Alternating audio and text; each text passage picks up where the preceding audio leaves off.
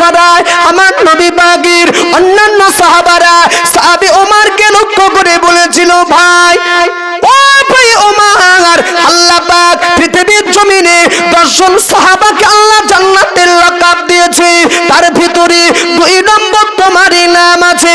ভাই ওমর, তুমি অবশ্যই পৃথিবীতে জান্নাতি জান্নাতি জান্নাতি। জোরে বলুন, মোহাব্বত করে বলুন। ও ভাই ওমর, যে ব্যক্তিটা হাতে জিন্দেগি বেঁচে থাকা অবস্থায় আল্লাহর তরফ থেকে যিনি জান্নাতের টিকিট পেয়ে গিয়েছে, যে ব্যক্তিটা হাতে বেঁচে থাকা অবস্থায় আল্লাহর তরফ থেকে যার জান্নাতের টিকিট মিলে গিয়েছে, ওই ব্যক্তিটার জীবনে এত কান্নার প্রয়োজন কিসের, এত চোখের পানি ঝরানোর প্রয়োজন কিসের? আপনার হাতেই তো রয়েছে দুনিয়াতে জান্নাতের টিকিট। সাহাবী ওমর রাদিয়াল্লাহু আনহু কাঁদতে কাঁদতে বলেছিলেন, না না, ও নবী পাকের সাহাবারা, ও আমার সাথীরা সঙ্গীরা, আমি ওমর কেন কাঁদছি জানো? আমি ওমর, আমি মদিনার রাষ্ট্রপতি, মদিনার খলিফা, আমার রাজত্বকালে কোন একজন ব্যক্তি যদি কষ্টেতে তার দিনটা কাটে, শুধু তাই নয়, সাহাবী ওমর কাঁদতে কাঁদতে বলেছিল, ফোরাত নদীর কূলে একটা কুকুরের বাচ্চা যদি না খেয়ে মারা যায়, ফোরাত নদীর কূলে একটা চতুষ্পদ জন্তু যদি অনাহারে মারা যায়, কিয়ামতের ময়দানে আল্লাহর আদালত থেকে রাষ্ট্রপতি ওমর কখনো রেখাই পাবে না।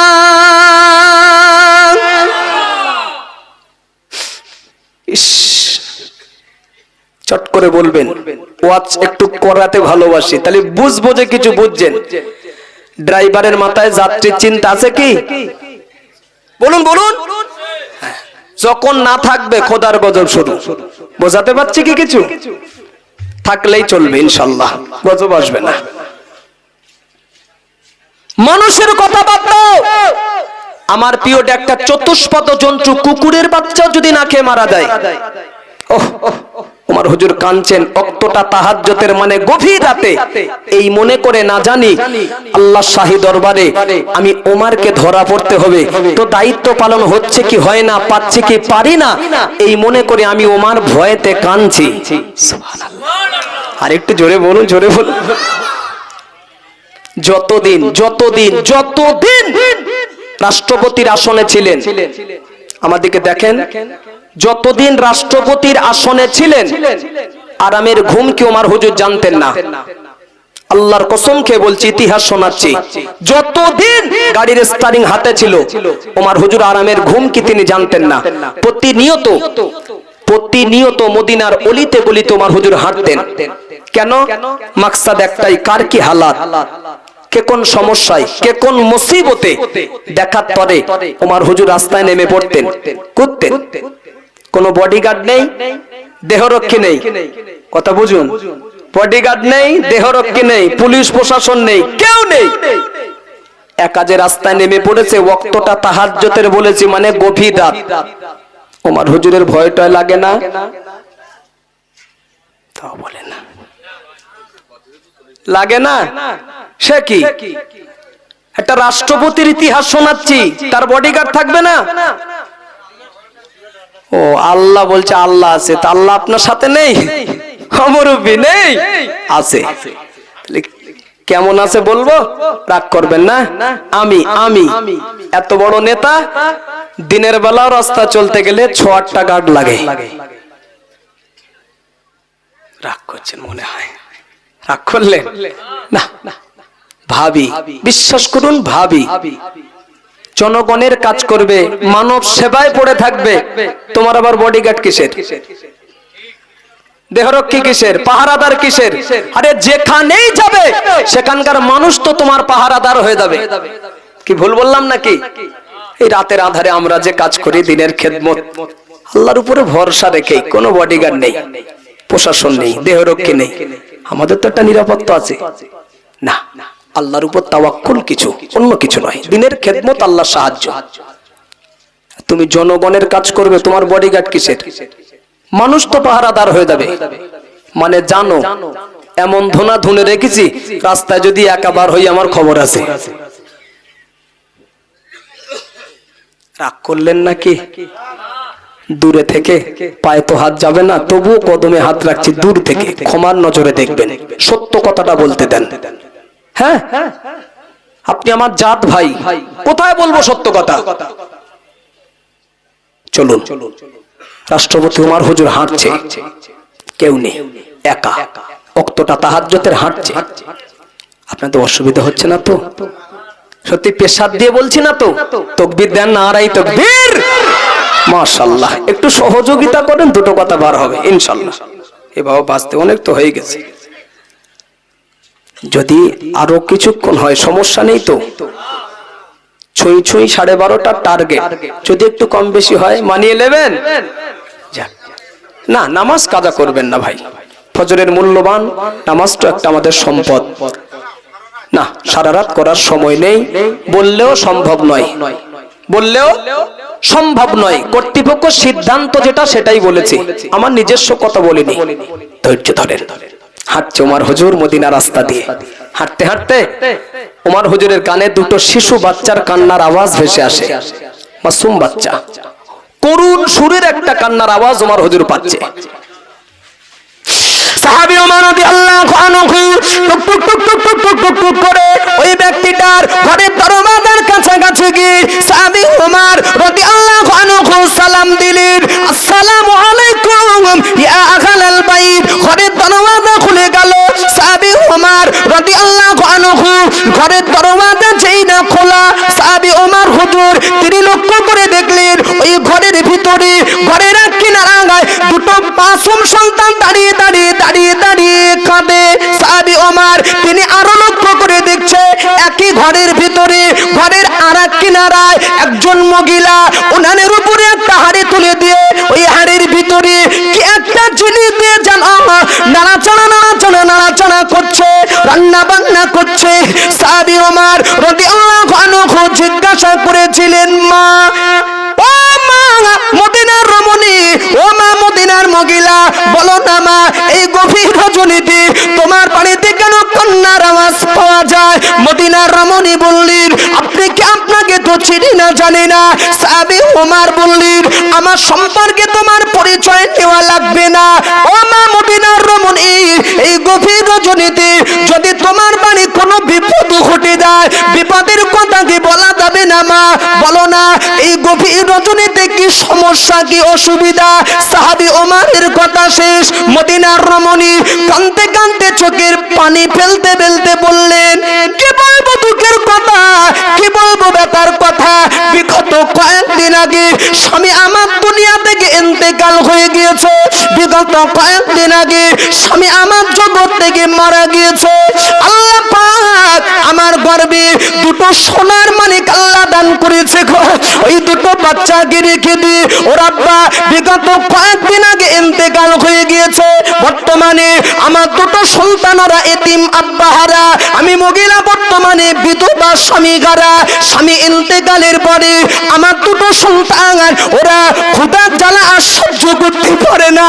আমি ওদের জনম দুঃখিনী মা, ওরা আমার কাছে দুবেলা দুমুঠো দুটো আহারের জন্য দাবি করে। আমি নিরুপায় হয়ে আমার সন্তানদের মুখে দুবেলা দুমুঠো ভালো করে খাদ্য ধরতে পারি না, আহার আমি দিতে পারি না। যার কারণে রাত গভীর ওদের চোখে ঘুম আসে না, ক্ষুধার তাড়নায়, ক্ষুধার যন্ত্রণায় ঘরের কিনারায় দাঁড়িয়ে দাঁড়িয়ে দাঁড়িয়ে দাঁড়িয়ে ওরা কাঁদে। কান্নার কারণ ওদের পেটে এখন অত্যন্ত ক্ষুধার জ্বালা। আমি জনম দুঃখিনী মা, আমার সন্তানদের মুখে আমি দুবেলা দুমুঠো আহার দিয়ে আমি খুশি করতে পারি না। সাহাবী ওমর শুনেই বলেছিল, মা বুঝেছি বাচ্চারা কাঁদছে ক্ষুধার তাড়নায়, ঘুম আসে না, তবে এসেই তো দেখছিলাম বাচ্চারা কাঁদছিল ওই জায়গায়, তুমি ঘরের এই কিনারায় উনানের উপরে যেন কি রান্না করছিলে হাড়ির ভিতরে, বলবে কি মা সন্তানদের জন্য হাড়িতে তুমি কি রান্না করছিলে? সাহাবী ওমরের কথা শেষ, মদিনার রমণীর কান্না আরো বেড়ে গেল। কি বলবো দুঃখের কথা, কি বলবো ব্যথার কথা, আল্লাহর জাত ও সিফাতের কসম, আমি ওদের জনম দুঃখিনী মা, আমার সন্তানদের জন্য আমি মূলত হাড়ি থেকে কিছু রান্না করি না গো, সান্ত্বনা দেওয়ার জন্য, আমার সন্তানদের মুখে হাসি ফোটানোর জন্য আমি মিছে মিছে উনানের উপরে একটা হাড়ি তুলে দিয়েছি। ওই হাড়ির ভিতরে বড় একটা পাথর আর অল্প কিছু পানি দিয়ে আমি ওদের জনম দুঃখিনী মা, আমি হাড়ির ভিতরে আমি নাড়াচাড়া দিচ্ছি, আওয়াজ করছি। আমার সন্তান দুটি ভাববে আমাদের পেটে ক্ষুধা লেগেছে বলে মা আমাদের জন্য বুঝি রান্না করছে, রান্না হয়ে গেলে বুঝি মা আমাদের খেতে দেবে। কিন্তু না, আল্লাহর জাত সিফাতের কসম, ওই হাড়িতে পানি আর পাথর ছাড়া কিছু না, এটা আমি জানি। তবে আমার উদ্দেশ্য এটা, বাচ্চারা বেশিক্ষণ তো জেগে থাকতে পারবে না, ক্ষুধার তাড়নায় ক্ষুধার যন্ত্রণায় ওরা কাঁদতে লেগেছে, ওরা রান্নার অপেক্ষা করতে থাকবে। আমার বাহানা ছলনা আমি চালিয়ে যাব, মিছে মিছে ওরা কাঁদতে থাকবে। কাঁদতে কাঁদতে বাচ্চা বেশিক্ষণ জেগে থাকতে পারবে না, গভীর রাত এসে গেলে অটোমেটিক ওদের চোখে ঘুম এসে যাবে। ক্ষুধার তাড়নায় ওরা ওদের চোখে ঘুম এসে গেলে ঘুমিয়ে পড়লে আমার বাহানা ছলনা আমি বন্ধ করে দেব। তাই আপাতত ওদের সান্ত্বনা দেওয়ার জন্য আমি পানি আর পাথর নিয়ে হাড়ির উপরে খেলাটা খেলছিলাম। সাহাবী ওমর রাদিয়াল্লাহু আনহু শুনেই বলেছিল, মা, ও মা মদিনার রমণী, ও মা মদিনার মহিলা, তুমি একই কথা আমাকে শোনালে বলো না মা। আমি ওমর, আমি মদিনার রাষ্ট্রপতি, মদিনার খলিফা, আমার রাজত্বকালে তোমার দুটো সন্তান যদি খোদার তাড়নায় মারা যেত কিয়ামতের ময়দানে আল্লাহর আদালত থেকে আমি ওমর কখনো রেহাই পেতাম না মা। ও মা মদিনার রমণী, একটু কি ধৈর্যকে ধরা যাবে? এই কথা বলে সাহাবী ওমর ছুটে ছুটে ছুটে ছুটে ছুটে ছুটে নিজের ঘরেতে প্রবেশ করে এক বস্তা আটা রাষ্ট্রপতি তার মাথায় তুলে নিয়ে মদিনার রমণীর বাড়ি এসে বলেছিলাম, মা, ও মা মদিনার রমণী, এই আটার বস্তাটা আমি রেখে দিলাম মা, এই আটার বস্তা থেকে আটা দিয়ে তোমার সন্তানদের মুখে এখন রুটি রুজির ব্যবস্থা করো। ও মা মদিনার রমণী, আবার যদি কখনো প্রয়োজন হয় আমি ওমর আমার রাজ দরবারে চলে আসবে। তাড়াতাড়ি বলবেন, তাড়াতাড়ি। গাড়ি সিধা যাচ্ছে? আরে জনগণ যে ড্রাইভারের হাতে স্টারিং তুলে দিয়েছে, গাড়ি যে চালাচ্ছে ওমর হুজুর, গাড়ি সিধা যাচ্ছে? আলহামদুলিল্লাহ, গেলেই ভালো। দেখবে যখন খোদার গজব শুরু হচ্ছে তো আজ নাকি, বুঝলেই আলহামদুলিল্লাহ। একদিন ওমর রাদিয়াল্লাহু আনহুর সন্তান ব্যভিচার করেছেন, যদিও এই কথাটা একটু মতান্তর আছে দুরকম। কেউ বলেছেন ব্যভিচার, কেউ বলেছেন মদ্যপান।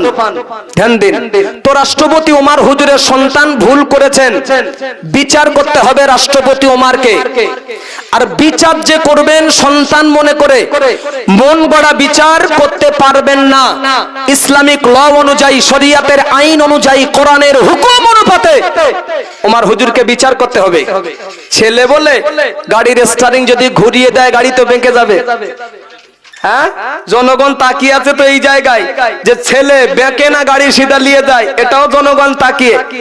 কি বিচার করবেন না করবেন মন গড়া, কি শরিয়াতের আইন সামনে রেখে গাড়ি সিধা নিয়ে যাবে না বেঁকিয়ে দেবে, শোনাবো আপনাকে। তবে তার আগে একটু আলোচনা করে যদি আমরা শিখে নিই বুঝতে সহজ হবে। এই শরিয়াতের বিধান বলছে কেউ যদি ব্যভিচার করে তো শরিয়াতের বিধান তার উপরে দোররা বেত মারতে হবে 100 বার। কতবার? এটা আপনাদের শোনা আছে, মসলা সচরাচর আমরা জানি যে ব্যভিচারের বিনিময়ে দোররা 100, শরিয়াতের আইন। তবে যে দোররাটা মারবেন অন্যায়কারীর উপরে, ওই দোররার লম্বা যেন হয় 3.5 হাত। কত হাত ভাই? ও বাবা, সাইজ হবে এটা লম্বা 3.5 হাত। যার যার যার ওজন বা ভারী কিছু কম বেশি 7.5 কেজি। 7.5 কেজি লম্বা, 3.5 হাত। মারবেন কত? 100 নিয়ে আসেন। এটা কি আপনাদের ভাষায় উত্তর 24 পরগনার মানুষ আপনারা কি বুঝবেন? যার ওজন 7.5 কেজি, লম্বা 3.5 হাত, এটা কি ছড়ি টড়ি বলেন নাকি মুগুর টুকুর বলা যাবে? যাক, যেটাই বোঝেন, যে ছড়ির ওজন তো 7.5 কিলো আর 3.5 হাত হতে পারে না। তো ওই ধরনের একটা খেটে আমার হাতে দেন আর একটা আসামিও সামনে এলে দেন। শরিয়াতে বলছে মারতে হবে 100 বার, তাই না? আমি বলছি আপনাকে, ক্যাসেট হচ্ছে, রেকর্ড হচ্ছে কথা, জি 99 বার কষ্ট করে আপনাকে গোনা লাগবে না, গুনতেও হবে না, এক ঘায়ে চিৎ করে দেবো, এক ঘায়ে একদম। যদি বলেন কেন, এ দায়িত্ব যদি আপনারও দিয়ে বলা হয় আপনিও পারবেন। আরে শরিয়াতের মার মানে টুক টুক টুক টুক করে ছুঁইবো, আঘাত করব, দায় কাটানোর জন্য এমনটি নয়। গায়ের যত শক্তি প্রয়োগ করতে হবে, গায়ের যত পাওয়ার সব বার করো। এতে যদি এক ঘায়ে যায় যাবে, 100 মাথায় যায় যাবে, এই বিধান। এই পর্যন্ত শিখে নিয়েছেন তো? এইবারে ছেলে ভুল করেছেন, ওমর হুজুর গাড়ি চালাচ্ছে। দেখো, আমি শুরু কথা রেখেছিলাম, অযোগ্য ব্যক্তিরা যখন যোগ্যতার আসনে বসবে, নেতৃত্ব দেবে, খোদার গজব শুরু আসমান থেকে। নবীর হাদিস, নবী বলেছেন, রাষ্ট্রপতি ওমর হুজুর বিচার শুরু করে দিয়েছে। মন গড়া বিচার নয়, ইসলামিক ল অনুযায়ী, শরিয়াতের আইন অনুযায়ী, কোরআনের হুকুম অনুপাতে সন্তানের উপরে দররা বেত মারতে শুরু করেছে। মারতে মারতে মারতে মারতে মারতে মারতে মারতে মারতে পরিশেষে রাষ্ট্রপতি ওমর হুজুরের সন্তান মারা গিয়েছিল।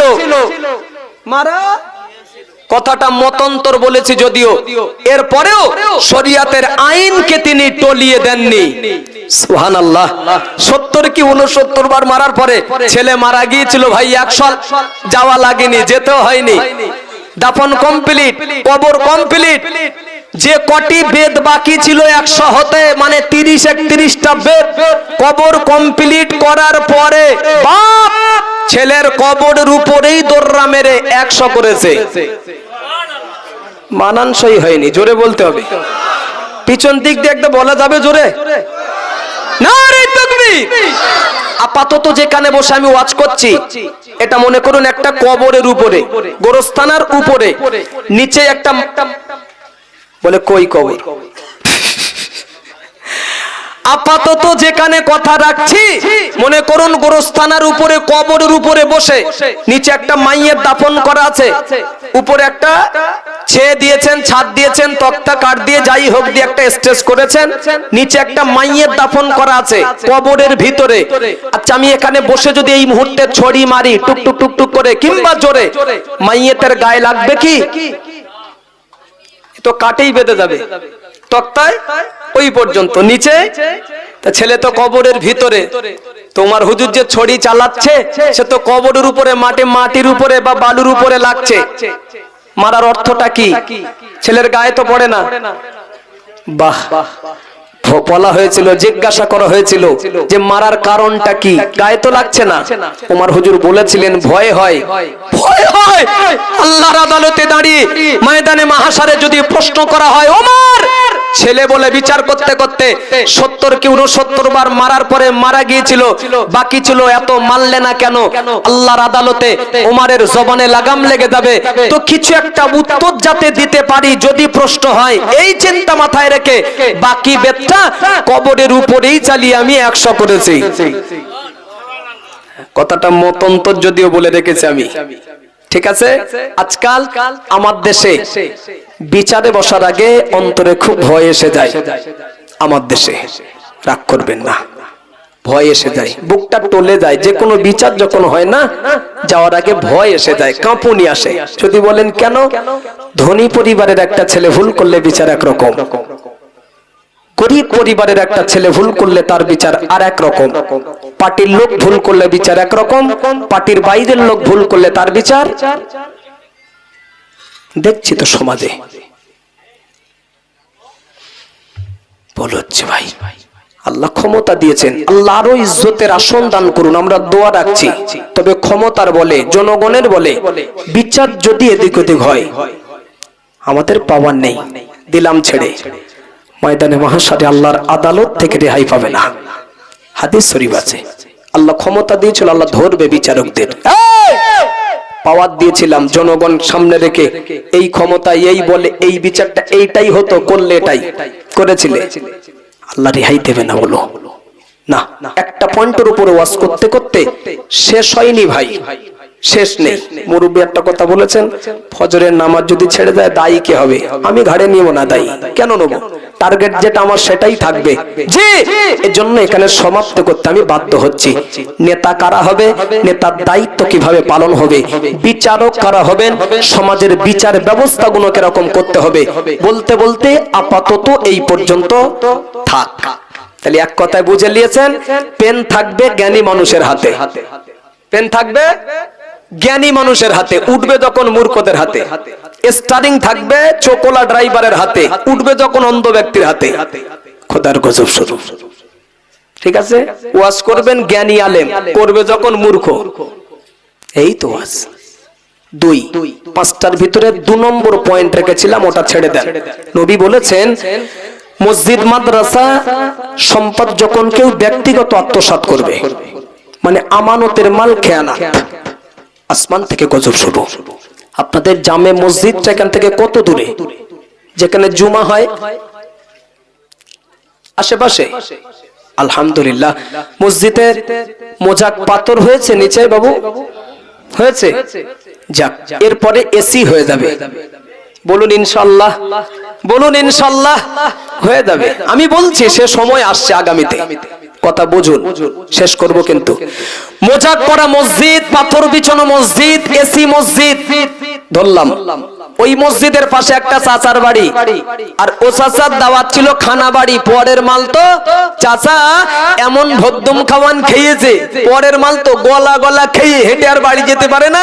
মসজিদের পাশ দিয়ে যাচ্ছিল, যাবার পথে দেখে মসজিদের গেট খোলা, চট করে জুতোটা বাইরে রেখে ভিতরে গিয়ে পাকা সুইচটা মেরে, গরমের সময় না জামা গেঞ্জি খুলে, নিচে ঠান্ডা, চাচা আড়গোড় খাচ্ছে, কায়দা করে আরাম করতেছে। ও চাচা আরাম করতেছেন করুন, আড়গোড় খাচ্ছেন খান, আমার সমস্যা নেই, ইলেকট্রিক বিলটা কে দেবে?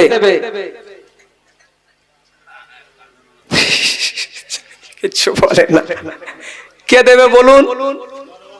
হ্যাঁ, আপনি ছাড়লেন কেন? দেবে তো জনগণ, এটা আপনার ঘর। তা মসজিদে আরাম করলেন কেন? নামাজ কালাম যদি পড়তেন, তসবিহ তাহলিল করতেন, জিকির আজগার করতেন, কোরআন তেলাওয়াত করতেন, মুরাকাবা মুশাহাদা করতেন, আলহামদুলিল্লাহ, ভিন্ন কথা। ইবাদতের জন্যই সব। কথা ভুল হচ্ছে নাকি? ব্যক্তিগত কেউ যদি আধা ঘন্টা কি 15 মিনিট একটু মসজিদের ফ্যানটা ছেড়ে আরাম করি, ন্যূনতম 1 টাকা যে উঠছে বিল, আপনি হিসাব করে দেবেন কি? দেবেন না। ফুরফুরা শরীফের দাদা হুজুর কেবলাকে মানেন? দাদা হুজুরের কথা বলছি, এখনকার হুজুর নয়। দাদা হুজুর কেবলাকে আপনারা মানেন? আল্লাহকে দেখাবার নিয়ে একটু দুটো করে হাত তুলতে সমস্যা নেই, হয়তো একটু কষ্ট হবে, একটু সাক্ষী দিচ্ছি যে দাদা হুজুর কেবলার আল্লাহর ওলি বলে মানি। তোলেন, পুরো খাড়া করতে হবে, নাড়া দেন। মাশাআল্লাহ, কি সুন্দর লাগছে দেখুন। তাকবীর হবে, নারায়ে তাকবীর, নারায়ে তাকবীর। রাখুন। মেনেছেন যখন, হাত তুলে দেখিয়েছেন। একটা আদর্শর কথা বলছি হুজুরের, বলবো। দিনের বেলা ওয়াজ করতে গিয়েছেন হুজুর, রাতে নয়। দাদা হুজুরের কথা বলছে, দিনে ওয়াজ শেষ। হুজুর বললেন, বাবা এই গ্রামের আদি মসজিদ কোথায়? কথা বুঝতে হবে কিন্তু, পুরাতন মসজিদ। তো জনগণ হুজুর কেবলাকে নিয়ে গেলেন। হুজুর জোহরের নামাজ জামাতে আদায় করে মসজিদের ভিতরেই বসে আছেন, পাশে ইমাম সাহেব আছে, ওই মসজিদের ইমাম। জনগণ হুজুর কেবলাকে ঘিরে ধরেছেন। দাদা হুজুর সালাম কালাম করছেন, মুসাওয়া করছেন, দোয়া নিচ্ছেন। পীর মুরিদের একটা ব্যাপার থাকে, ঠিক কি না? দাদা হুজুর মসজিদের পাশেই একটা বাড়ি ছিল, ওই বাড়িওয়ালার গিন্নি মহিলা কিভাবে শুনেছেন যে আমাদের মসজিদে ফুরফুরা শরীফের দাদা হুজুর কেবলা বসে আছেন। তার স্বামী বাড়ি ছিল না, বাড়ির গিন্নি কিভাবে শুনেছেন? আল্লাহর কি শান! একটাই ছেলে, ওই মহিলার একটাই ছেলে, জন্মে থেকে কঠিন রোগী, অনেক কিছু করেছেন, কোনো ফলাফল হয়নি। তো সর্বোপরি শুনেছেন যখন আমাদের মসজিদে এই পাশে বাড়ি, একদম পাশে, যে মসজিদে দাদা হুজুর কেবলা বসে আছে, কি তার মনেতে জেগেছে আল্লাহর ওলি সাইড থেকে গিয়ে দাদা হুজুর কেবলাকে আদব রক্ষার্থে আস্তে করে বললেন, হুজুর আপনি যে এসেছেন, আমার বাচ্চা একটাই বাচ্চা জন্মে থেকে এই রোগে আক্রান্ত, হুজুর আপনার হাতের একটা বরকতি তাবিজ আমার বাচ্চার জন্য দিয়ে যেতে হবে। কথা শুনেছেন তো? আল্লাহর ওলি একটা তাবিজের বরকত আছে, দাদা হুজুরের হাতের লেখা তাবিজ, বরকত নেই? আল্লাহর ওলি কথাটা শুনেই বললেন, বাবা আমি ফকির মানুষ, খালি হাতে এসেছি, কিছু আনা হয়নি, আল্লাহ যদি মৌকা দেয় তৌফিক দেয় পরে হবে বাবা, কিচ্ছু আনিনি, খালি হাতে এসেছি, যাও। হুজুর দেবে না, রাজি হচ্ছেন না। পাশে ইমাম সাহেব ছিল, বললাম না ওই মসজিদের ইমাম হুজুরের পাশে ছিল, তো মহিলা ইমাম সাহেবকে ইশারা করেছেন যে আপনি একটু বলেন, সুপারিশ করেন। আমি তো বললাম হলো না, তো ইমাম সাহেবও সুপারিশ করছেন। দাদা হুজুর বললেন, বাবা বলেছি খাতা নেই পেন নেই, খালি হাতে এসেছি বাবা, পেশাব দিচ্ছ, পরে হবে, পরে হবে। মহিলার কথাও রাজি নয়, দাদা হুজুর ইমাম সাহেবের কথাও কিছু নেই, তা রাজি হবে কি করে? তো ইমাম সাহেব এতটুকু বুঝেছেন যে তাবিজ হয়তো দিত, কিন্তু খাতা পেন নেই বলে হুজুর রাজি হচ্ছেন না, খালি হাতে আসছে। ইমাম সাহেব মুখটা ঘুরিয়েছেন শুধু পিছনে, মাথাটা ঘুরিয়েছে।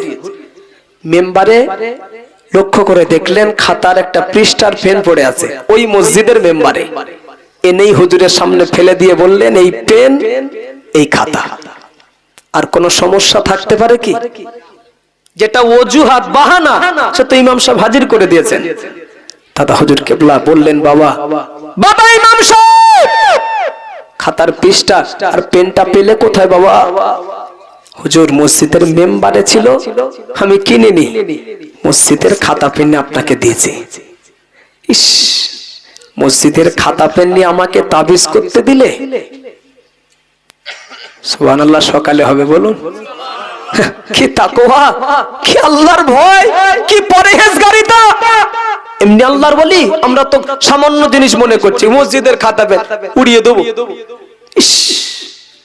ইমাম সাহেব বলেন, হুজুর আপনি তো আল্লাহর কালাম লিখবেন, একটু পেনের কালি আর একটা খাতার পৃষ্ঠা তাও বেকার নয়, আল্লাহর কালাম লিখবেন, সেটা সমস্যা কি? একটা তাবিজ দেন, বাচ্চাটা খুব কষ্ট পায় আমি জানি, পাশে বাড়ি তো আমি জানি। আল্লাহর ওলি মুজাদ্দিদ জামান আলা হযরত দাদা হুজুর কেবলা রাহমাতুল্লাহ আলাইহি ওই সময় মসজিদের ইমাম সাহেবকে লক্ষ্য করে বললেন, না না ও বাবা মসজিদের ইমাম সাহেব, তুমি কি আল্লাহ পাকের কোরআন শরীফের আয়াতে কারিমাটা কি পড়ো নাই? মহান আল্লাহ বললেন, ফামাই ইয়ামাল মিসকালা দাররাতিন খায়রান ইয়ারা ওয়া মান ইয়ামাল মিসকালা দাররাতিন শাররান ইয়ারা। ও বাবা ইমাম সাহেব, মহান আল্লাহ বললেন, পৃথিবীর জমিনে কেউ যদি যারা পরিমাণ কোনো ভালো কাজ করে আল্লাহ আখিরাতে ও তার বদলা দেবে। আবার যদি পৃথিবীর জমিনে যারা পরিমাণ কেউ যদি অসৎ কাজ করে আল্লাহ কিয়ামতের ময়দানে তারও প্রতিদান দেবে। ও বাবা ইমাম সাহেব, জনসাধারণের পয়সায় মসজিদের খাতা কেনা, জনসাধারণের পয়সায় মসজিদের পেন কলম টিকে না। আমি আবু বকর ব্যক্তিগত মসজিদের খাতার পৃষ্ঠা নেব না। পেন ছেড়েছেন, আরে হাত তুলে দেখিয়েছেন, পীর বলে মেনেছেন, এজন্য তার জি আদর্শটুকু আপনাদের কাছে ফেলে দিলাম। মেজে হুজুর কেবলাকে মানেন, দাদা হুজুরের যদি মেনে থাকি তার 5টা বাচ্চার মানবো না? হ্যাঁ গো, দাদা হুজুর 5 হুজুর খাঁটি যে আল্লাহর ওলি, কোনো সন্দেহ? এখনকার হুজুরের কথা বলিনি, দাদা হুজুর 5 হুজুর, কোনো সন্দেহ না? আছেন মজলিসে মেজে হুজুর কেবলার হাতে হাত দেওয়া মানুষ মোসাওয়া করেছেন এমন কোন ব্যক্তি আছেন কি? একটু দেখবো, শুধু মনটা চাচ্ছে, কই দেখেন, তোলেন, একটু হাত তোলেন না। বাহ, কিছু মানুষ রাখেন। এতটুকুই বলতে পারি ইনশাআল্লাহ, বেশক আল্লাহর ওলির হাতে আপনারা হাত দিয়েছেন। কি কথা সত্য না মিথ্যা বলুন? মেজে হুজুর কেবলার হাতে যখন হাত দিয়েছিলেন কি মনে হয়েছিল আপনাদের বলুন? যেটা হাত না তুলার বস্তা টস্তা কিছু হবে জি? হ্যাঁ, এটাই তো আল্লাহর ওলিদের বড় একটা নিশানা। সুবহানাল্লাহ হবে না? তো মেজো হুজুর কেবলার কলিকাতায় তালতলা হাটে একটা খানকা শরীফ ছিল মেজো হুজুর কেবলার। বাদ মাগরিব মাসের যে কোন একটা ডেটে, তারিখটা বলতে পারবো না, যে কোন একটা তারিখে হুজুর কেবলা জিকিরের মাহফিল করতেন। মাসিক একদিন বাদ মাগরিব, তো শেষ বয়সে করতে পারেননি জয়ীফ হয়ে যাওয়ার কারণে। তো মাগরিবের পরে হুজুর জিকির করছেন কলিকাতা তালতলা হাটে, জিকিরের মজলিস, অনেক মানুষ জিকির করতে করতে মজলিসে কারেন্ট চলে গেল, অন্ধকার। হুজুর কেবল আস্তে করে বললেন, জিকির চলছে তো, আস্তে করে বললেন, বাবা বাতি জ্বালাও, আলোর ব্যবস্থা করো। তো পাশে একজন ছিল, কথাটা শুনেই দ্রুত গেল আর এলো। কোথায় গিয়েছে আল্লাহ জানে, এসেই একটা দেশলাই ঠুকে একটা মোমবাতি জ্বালিয়েছেন। একটু আলো হয়েছে, দোয়া সব দেশানি, জিকির কমপ্লিট। সব শেষে পকেট থেকে হাদিয়া পয়সা বার করে মেজে হুজুর কেবলা বললেন, বাবা জিকির চলাকালীন আমি যখন বলেছিলাম বাতি জ্বালাও, তো যিনি দেশলাই মোমবাতি টেনে জ্বালিয়েছিলে বাবা, এই হাদিয়াটা নিয়ে লাও। মানে রানিং কেনার দাম দেননি, পরে দিচ্ছে, ঠিক আছে তো। তো যিনি এই কাজ করেছিল হুজুরের সামনে সেই বললেন, হুজুর পয়সা লাগবে না, আপনি রেখে দেন। কেন হুজুর, আমি কিনে নিতে আমি পয়সা নেবো কেন? আরে খেপা, কিনুনি পেলে কোথায়? হুজুর কিনতে যাচ্ছিলাম, আপনার কথা অনুযায়ী যাচ্ছিলাম কিনতে, তবে দূরে আর যেতে লাগেনি, পাশেই দেখে একটা মসজিদ পেয়ে গিয়েছি। আমি মসজিদে ঢুকেছি, জানি গেলেই কিছু একটা পাবো মসজিদে। চলে যান, আজ থেকে 20, 20, 30 বছর ব্যাগের পিছনে চলে যান, মুরব্বীরা বিশেষ করে বলতে পারবেন, এটা অধিকাংশ মসজিদের মেম্বারে দেশলাই মোমবাতি থাকতো। মুরব্বী ভুল বললাম? থাকতো। হুজুর তাই এনে জ্বালিয়েছে, আমি তো কিনিনি, আপনি রেখে দেন। কি আল্লাহর বলি, কি তাকওয়া দেখুন। হুজুর কেবলা চোখ লাল হয়ে গিয়েছিল। যাও, আমি আবু জাফর বলছি, পীর হিসাবে যদি আমাকে মেনে থাকো, যদি এই হাদিয়াটা রাখো, একটা দেশলাইয়ের মোমবাতি কিনে আল্লাহর ঘর মসজিদের মেম্বারে জমা করে দেবে। এই পর্যন্ত রাখলাম। তাহলে আমানতের জিনিস কখনো খেয়ানত করতে যাবেন না, এটা জনগণের জিনিস। মনে থাকবে তো? থাকবে? যাক, আল্লাহ আমল করার তৌফিক দিন, বলুন আমিন। 3 নম্বর পয়েন্ট রেখেছিলাম, 5-এর ভিতরে 3। নবী বলেছেন যে পিরিয়ডে মসজিদের ভিতরে দুনিয়ার গল্প তখন শুরু হয়ে যাবে, একদম দুনিয়ার আলোচনা র্যাম র্যাম তখন শুরু হয়ে যাবে, আসমান থেকে গজব আসবে। হচ্ছে তো মসজিদে হাট বাজার হয়েছে, যাক আলহামদুলিল্লাহ। আমি এক ওয়াজ করার অর্থ এটাই, উদ্দেশ্য এটাই, কত বছরে বিস্তারিত বলতে পারিনি, যার জন্য একদম ক্লিয়ার বলে যাচ্ছে, বছরে শেষ করিনি, ওয়াজটা আমার মাথায় আছে। একটা হাদিস শোনাচ্ছি আপনাকে, একটা হাদিস। মসজিদে কথা হচ্ছে, আপনি স্বীকার করে আমাকে বলেছেন, হবে তো বটেই, যদি না হয় নবীর বাণী মিথ্যা হবে। নবীর বাণী জীবনে মিথ্যা হবে না, সত্য হবে 100% বলেছিলেন। তাহলে কথা হচ্ছে, স্বীকার করেছেন। আমি একটা হাদিস শুনিয়ে যাব আপনাকে। মসজিদে কথা বললে আপনার কত ক্ষতি, আপনার কত লাভ বলে দেবো, আর ওটাই মাথায় থাকলে মসজিদে গিয়ে আর কথা হবে না। আল্লাহ নবী বললেন, আল্লাহ নবী হাদিস শরীফে জানালেন, 5টি স্থানে যদি দুনিয়ার একটি কথা বলে দেয়, 5টি জায়গায় যদি দুনিয়ার একটি গল্প করে দেয়, প্যারা নবী বললেন 70 বছরের আমল আল্লাহ বেকার করে দেবে, 70 বছরের ইবাদত নষ্ট হয়ে যাবে। 1 নম্বর, আল্লাহ নবী বললেন, কোন হাক্কানি আলেমের মাহফিলে বসে যদি, কোন হাক্কানি আলেমের মজলিসে বসে যদি দুনিয়ার একটি